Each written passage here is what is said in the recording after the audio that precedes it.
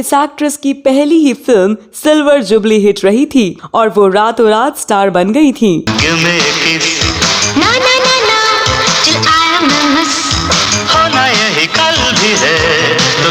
उनकी acting skill का कोई जवाब नहीं था। साथ ही उनकी नशीली आंखें और खूबसूरती उस जमाने में लाखों लोगों को अपने ऊपर फिदा कर चुकी थी।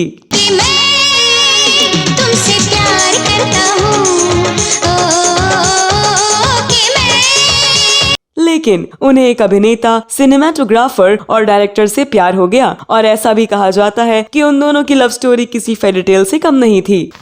एक दिल से निकली आवाज को दूसरा दिल फौरन पहचान लेता है।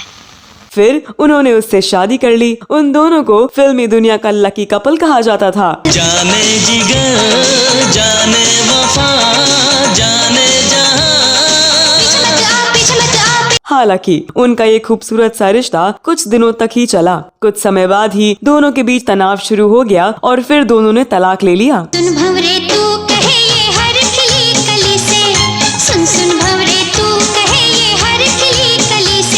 लेकिन वो लाइमलाइट में तब आई जब उन्होंने अपने 48वें बर्थडे पर अपनी बेटी के साथ एक तस्वीर शेयर करते हुए बताया कि वो माँ बन गई हैं। लेकिन ये नहीं बताया कि उस बच्ची का पिता कौन है। आखिर कौन है उस बच्ची का पिता? नमस्कार दोस्तों, इस वीडियो में मैं आपकी दोस्त और होस्ट स्तुति बात कर रही हूँ 80 और 90 के दशक की साउथ की एक्ट्रेस रेवती की, जिन्होंने दक्षिण भारतीय फिल्मों के अलावा हिंदी फिल्मों में भी अपनी एक्टिंग का जलवा दिखाया है। उन्होंने प्रोफेशनल लाइफ में भी काफी ऊंचा मुकाम हासिल किया है, लेकिन पर्सनल लाइफ में उन्हें कई बार उतार चढ़ाव का सामना करना पड़ा। इस वीडियो में रेवती के बारे में जानेंगे और भी बहुत कुछ, तो आप बने रहिए हमारे साथ।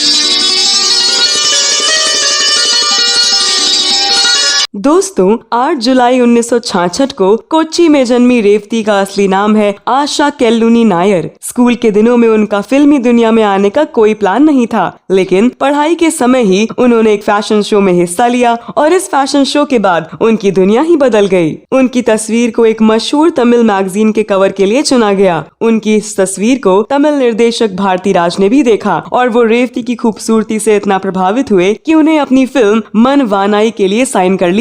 रेवती की पहली ही फिल्म सिल्वर जुबली हिट रही और वो रातों रात स्टार बन गयी। इसके बाद उन्होंने तमिल फिल्म प्रेमा पसम में काम किया और इस फिल्म के director, actor, choreographer Suresh Chandra Menon के प्यार में पड़ गईं। दोनों का प्यार इस कदर परवान चढ़ गया कि बात शादी के फैसले तक पहुंच गई और कपल ने साल 1986 में शादी भी कर ली। सुरेश और रेवती की आखिरी फिल्म पुथिया मुखम थी, जो कि साल 1993 में रिलीज हुई। इसे सुरेश ने ही निर्देशित किया था। इस फिल्म को सिर्फ फैंस ही नहीं बल्कि समीक्षकों से भी काफी प्यार मिला था। इतना ही नहीं, कलेक्शन के मामले में भी इस फिल्म ने रिकॉर्ड बनाए थे। मगर शादी के कुछ समय बाद ही दोनों का प्यार डगमगाने लगा। दोनों के बीच बहस और झगड़े होने लगे, जिसका अंत नजर नहीं आ रहा था। आपसी तनाव के चलते दोनों के बीच बहस बढ़ती ही जा रही थी, लेकिन पब्लिक में दोनों एक आइडियल कपल के रूप में ही पेश होते थे। मीडिया रिपोर्ट्स के मुताबिक उन दोनों के बीच के तनाव की वजह रेवती का मां नहीं बन पाना था और इसी वजह से दोनों के बीच की मुश्किलें बढ़ रही थीं। फिर रेवती और सुरेश ने साल 2002 में हमेशा के लिए अलग होने का फैसला किया और फिर तलाक के आवेदन के साथ ही कपल ने अलग अलग रहना भी शुरू कर दिया। 22 अप्रैल 2013 को चेन्नई की एक फैमिली कोर्ट ने इस तथ्य को देखते हुए दोनों को आपसी तलाक की मंजूरी दे दी कि वे पिछले 10 साल से अलग रह रहे थे।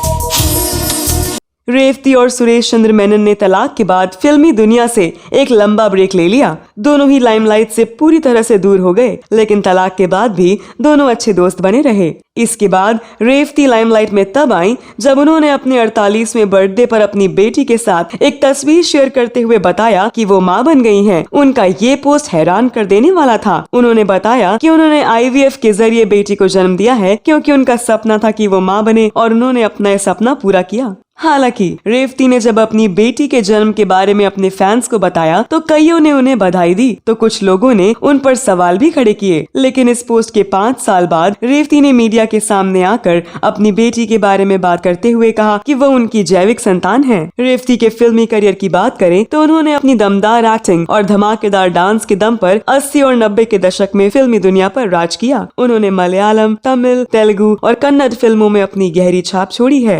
रेवती ने अपने 30 साल के करियर में साउथ इंडस्ट्री की 100 से ज्यादा फिल्मों में काम किया है, जिनमें थेवर मगन, मौना रागम, अंजलि, किलुक्कम, देवासुरम जैसी कई फिल्में शामिल हैं। इतना ही नहीं, जब उन्होंने बॉलीवुड में कदम रखा था तो उनकी पहली फिल्म सुपरहिट रही। उन्होंने बॉलीवुड इंडस्ट्री में साल 1991 में रिलीज हुई फिल्म लव से डेब्यू किया था। तुम्हारे मुंह से निकले हुए 3 शब्दों ने मेरे दिल के अंदर उजाले भर दिए, हर तरफ रोशनी, हर चीज। इस फिल्म में वो अभिनेता सलमान खान के अपोजिट नजर आई थी। सलमान के साथ जब रेवती ने फिल्म लव की थी तब वो शादीशुदा थीं, पर उन्होंने ये बात सबसे छुपा कर रखी ताकि उनके करियर पर कोई आंच न आए। दरअसल उस जमाने में मान लिया जाता था कि अगर एक्ट्रेस शादीशुदा है तो उनका करियर खत्म हो गया है। इस फिल्म का गाना साथिया तूने क्या किया में उनकी स्माइल पर सिर्फ सलमान खान ही नहीं बल्कि हजारों फैंस फिदा हो गए थे। इसी वजह से आज भी ये गाना फैंस की जुबान पर है।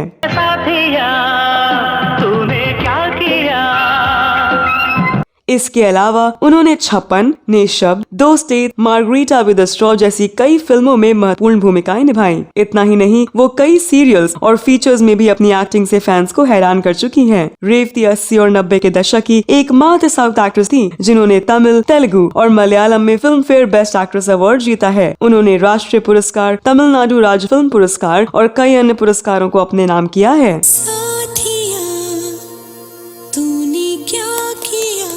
वो आज भी फिल्मों में सक्रिय हैं। उन्होंने काजोल के साथ फिल्म सलाम वेंकी से निर्देशन में कदम रखा। ये फिल्म 9 दिसंबर 2022 को रिलीज हुई। कहा जा रहा है कि वो सलमान खान की फिल्म टाइगर 3 में भी नजर आने वाली हैं। इससे पहले दोनों फिल्म लव में दिखाई दिए थे। हालांकि इसके बाद दोनों की जोड़ी दोबारा देखने को नहीं मिली, लेकिन सलमान खान ने हाल में ही अनाउंसमेंट किया है कि रेवती उनके साथ उनकी आगामी फिल्म में काम करेंगी। एक्टिंग और डायरेक्शन के अलावा रेवती एक सफल भरतनाट्यम डांसर भी हैं।